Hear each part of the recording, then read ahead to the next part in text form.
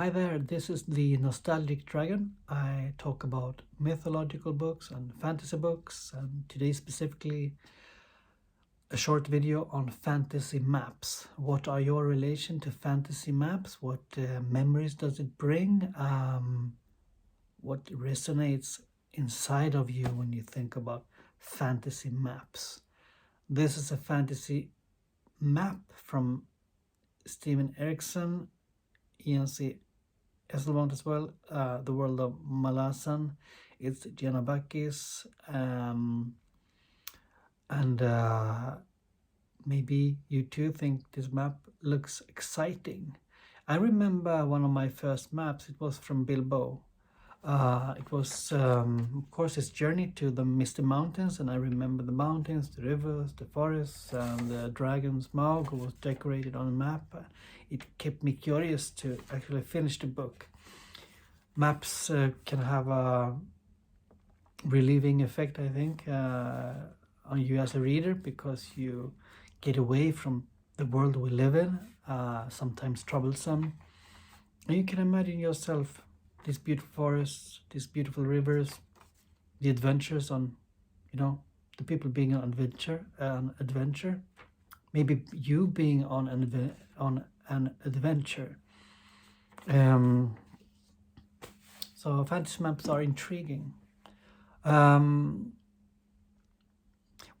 interesting fact with Steven Erickson and E.N.C. Esselmont is that they, I looked at the A.P. Canavan, the Critical Dragons video today about the inspiration for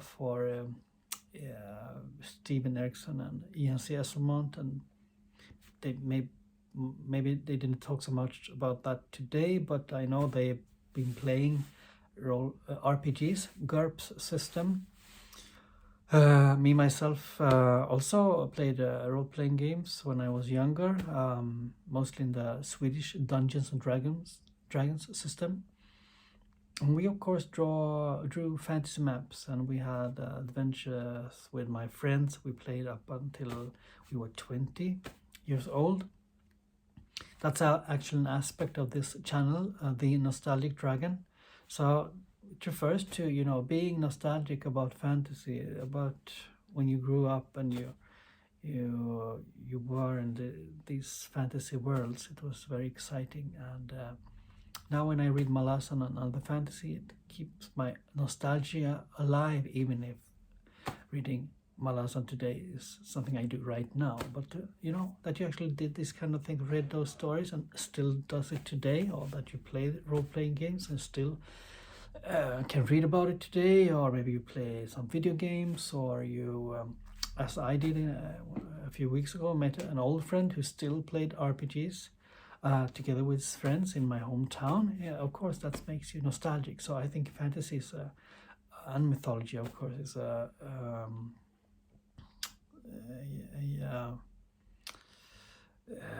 something that gives you hope and happiness and memories. So now I want to ask you about your relationship with fantasy maps. Have you drawn your own maps?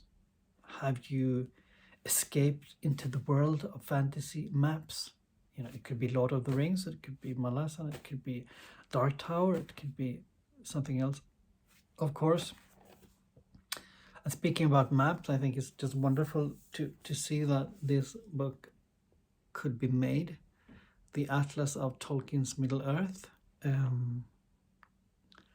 Karen Wynne von Stud has done this. It's a great piece of map book about maps, and apart from not only maps, here is the telling of the different events in the Lord of the Rings, and it's really interesting to read if you're into these kind of things. I recommend this book for you, of course. Yeah, so again, what's your relationship with fantasy maps? Does it bring memories? Did you draw your own maps? What do you think when you see a fantasy map? Do you get excited? Do you feel like you are the adventurer yourself? Or just get inspired to imagine the heroes you read about in the book, to walk in this world. You get to know a lot of new places, of course. If you read the books like Lord of the Rings or Malasan, if you do it many years, during many years, you get a relationship with these places, even if they don't exist. They exist in the book and in your head and among your friends who also read the same books, for example. So fantasy maps are very exciting, I think, from a psychological point of view. So that's all that I had today, but before I end, I would like to show you this book I got today. It's very, very cold here in Sweden, -14 this morning. It feels like -20, they say, so I've been mostly inside, actually.